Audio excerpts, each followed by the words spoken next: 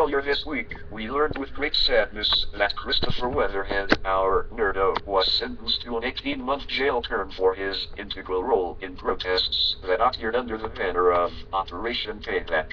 We consider the guilty verdict a complete miscarriage of justice, the sentence incredibly unfair and in no way proportionate to the alleged crime.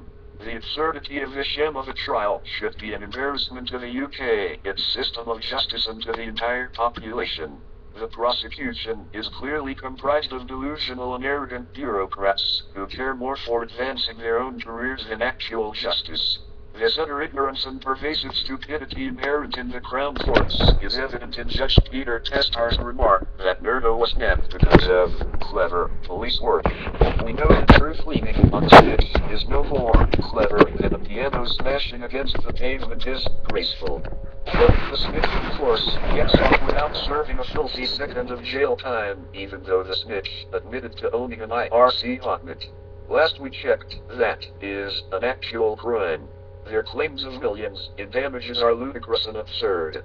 PayPal itself has repeatedly and publicly admitted to no downtime or loss of service. Even the government's own experts admit that a denial of service attack causes no damage.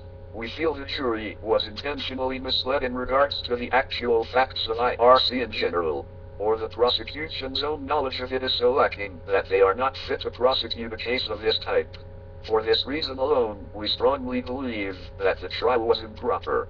A new trial should be ordered and qualified prosecutors must be assigned. Jury instructions were also inadequate. How does one instruct the jury what is admissible or important when the jurist himself does not understand the subject? These reasons should at minimum be cause for a steep reduction in this sentence to at least the level of similar or even much more horrific crimes. Claiming that Nerdo, or anyone for that matter, can hold some sort of seniority within Anonymous is quite curious to say the least. How does one prove that a nickname has only ever been used by one person? Furthermore, how do you validate this seniority in a headless organization? If a channel operator tells an IRC channel that they are a giraffe, does this mean every user in that channel must believe this? Quite the opposite. Having power in an IRC channel does not give you control over people. You cannot decide what these people will do. You preach to us about justice, but we know that Nicholas Beaumont Dark, the son of a conservative MP who trafficked in such depraved and disgusting child pornography that it even makes 4chan Barth was spared jail time, even though he admitted to 16 separate incidents of making and distributing this vile material. He is not in jail at this moment because of his obvious remorse. A known, admitted pedophile ducks jail because he cries crocodile tears and says he's sorry, but a man dedicated to the cause of fighting government corruption must serve 18 months in a high-security prison. If this is your concept of justice, we vomit upon it. Freedom is our right. Anonymity is an extension of that basic human right. Calling attention to injustice is paramount in maintaining that freedom so many have fought to obtain for us all.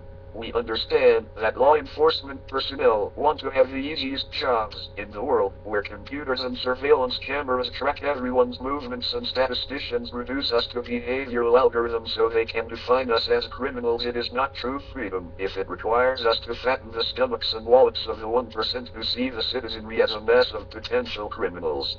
People who object to being turned into chattel are not arrogant, impudent, or churlish. Their youthful idealism is sorely lacking in a world bereft of principles and where the concept of morality has been reduced to do not embarrass the state.